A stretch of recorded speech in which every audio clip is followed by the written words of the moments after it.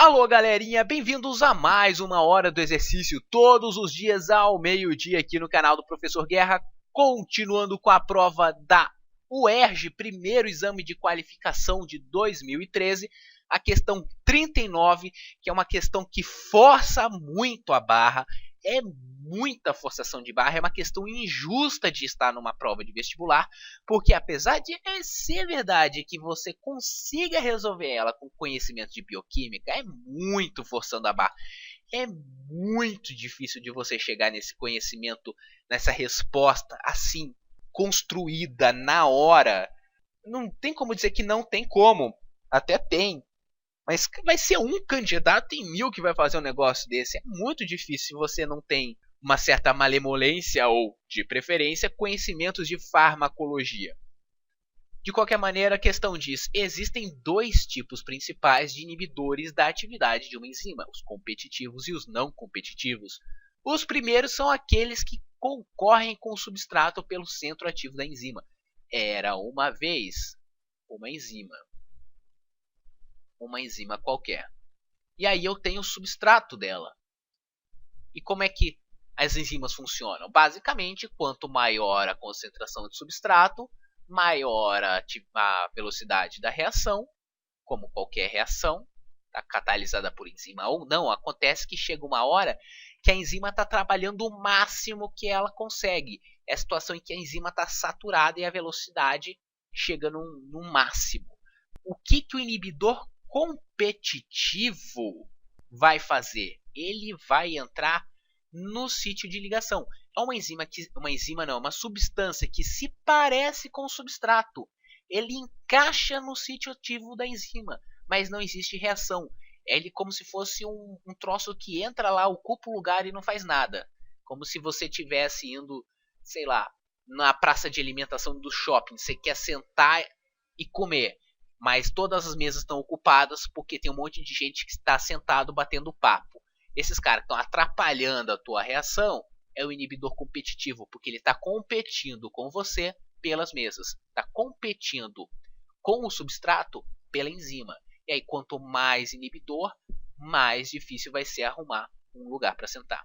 Então, o competitivo compete pelo sítio de ligação. O inibidor não competitivo, ele não liga no sítio de reação. Ele vai ligar, por exemplo, aqui fora. Ele se liga num outro lugar e aí ele diminui a eficiência dessa enzima, mudando a conformação da proteína, alguma coisa assim, diminuindo a afinidade do substrato pela enzima, diminuindo a chance deles se ligarem. Aí, alguma coisa ele faz, um troço esquisito qualquer, que diminui a velocidade de reação, mas sem ligar aqui no sítio. O sítio continua livre, esse local de reação continua livre para o substrato entrar desimpedido. Acontece que ele não gosta tanto assim, ele vai e não acha legal, ou então ele até liga, mas a reação dá atrapalhada por conta desse cara aqui que emperra a coisa toda. Considere um experimento em que se mediu a velocidade de reação de uma enzima em função da concentração de seu substrato, deixa eu botar de outra cor para não confundir, de seu substrato, em 3 condições. 1. Ausência de inibidores. 2. Presença de concentrações constantes de um inibidor competitivo. E 3. Presença de concentrações constantes de um inibidor não competitivo. Por que isso é importante, concentrações constantes? Porque aqui você está vendo o efeito geral do inibidor, mas você não tem que se preocupar com a concentração dele. A concentração dele é sempre a mesma. Ele não é uma variável. A única coisa que está variando é a concentração de substrato. Os resultados estão representados no gráfico e a curva 1 corresponde ao resultado obtido na ausência de inibidores, ou seja, essa daqui, na ausência de inibidores, é a enzima livre, leve e solta para fazer a velocidade que ela conseguir. Então essa aqui é como se fosse a enzima naturalmente solta, livre, fazendo a reação dela. 0 substrato, 0 velocidade, você vai aumentando o substrato, vai aumentando a velocidade, chega uma hora aqui que ela já está no limite dela, ela já saturou. Tá lindo, tá maravilhoso, tá tranquilo e favorável. As curvas que representam a resposta obtida na presença de um inibidor competitivo e na presença de um inibidor não competitivo estão indicadas respectivamente, ou seja, na ordem certa, pelos seguintes números. Antes de tudo, olha essa curva 4. Olha no fundo dos olhos dela. Olha com carinho. Dentro da sua alma. Que droga de reação é essa que é extremamente rápida quando você não tem o substrato? Que droga é essa? A reação é A converte até B. E aí você, quando não tem a reação é excelente. Olha a velocidade lá em cima. Não existe isso, velho. Não existe. Essa é a curva mais absurda do universo sideral. Você já elimina tudo que tem a curva 4 e agora sua chance de chutar, e tudo bem se você chutar essa questão, você não tinha obrigação de saber isso. Se você chutar, a sua chance vai para 50% de acerto. Como que a coisa funciona? Só para você saber para que serve essa droga toda, isso aqui é o princípio básico do funcionamento de vários medicamentos. Eles são inibidores não só de enzimas, mas como de receptores também para outras moléculas. Você tem inibidores, por exemplo, dos receptores, né, que se ligam à adrenalina. E aí você tem os efeitos da adrenalina diminuídos. Você tem uma enzima que inibe a degradação de um neurotransmissor, por exemplo. E aí você vai ter um antidepressivo, por exemplo. Tem várias enzimas, vários medicamentos que atuam segundo esses princípios gerais. Como que funciona aqui a nossa questãozinha? Imagina 3 situações.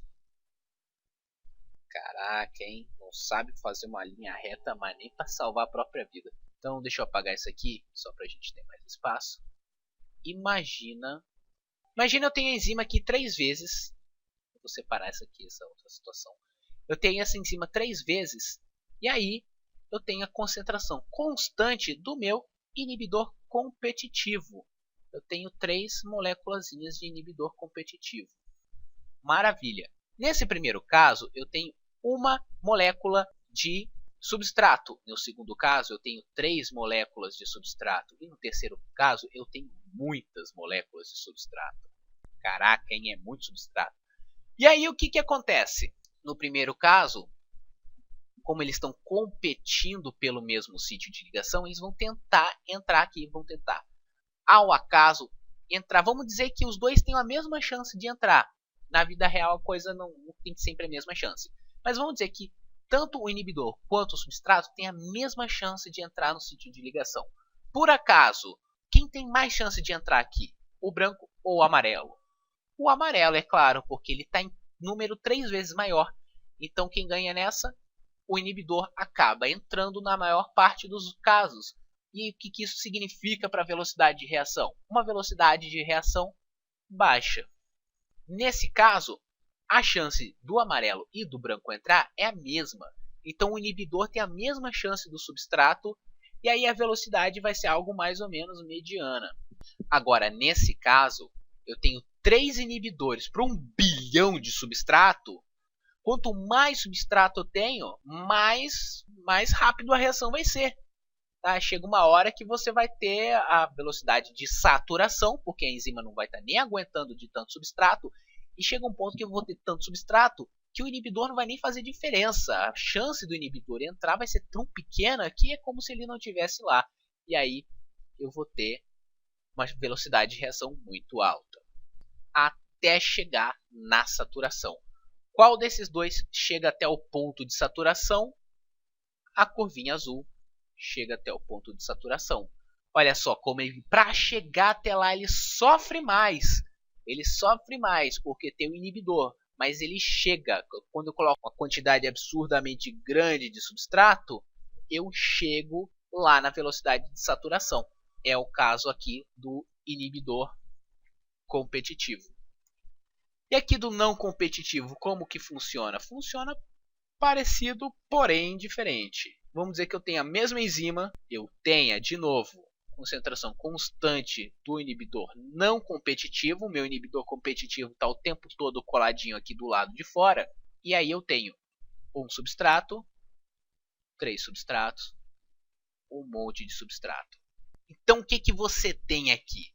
Quando você tem muito substrato para competir com o inibidor competitivo, eventualmente ele chega lá no ponto de saturação. Mas quando você tem um inibidor não competitivo, não importa o quanto de substrato você coloque, você não vai chegar no ponto de saturação, porque você tem um carinha aqui atrapalhando de fora. Ele está reduzindo a velocidade da enzima, está reduzindo a eficiência da enzima. E aí ele vai estar sempre atrapalhando e você não vai chegar nunca lá na velocidade máxima. Saturou? Saturou. Está saturado aqui. Olha o negócio saturado aqui. Só não está tão eficiente quanto está lá em cima. E aí, respectivamente, o meu inibidor competitivo e o inibidor não competitivo vão ser 2 e 3. Letra B de bioquímica, meio forçada, né? Mas tudo bem, vamos torcer para que nunca mais uma coisa dessa caia no vestibular, porque não tem menor cabimento uma coisa dessa. Deixa para estudar isso depois que você passar. Então é isso aí, galerinha. Se você gostou, dá um joinha aqui no vídeo, dá um joinha lá no Facebook também, se inscreve no canal. Todo dia tem exercício novo, amanhã tem mais e até a próxima!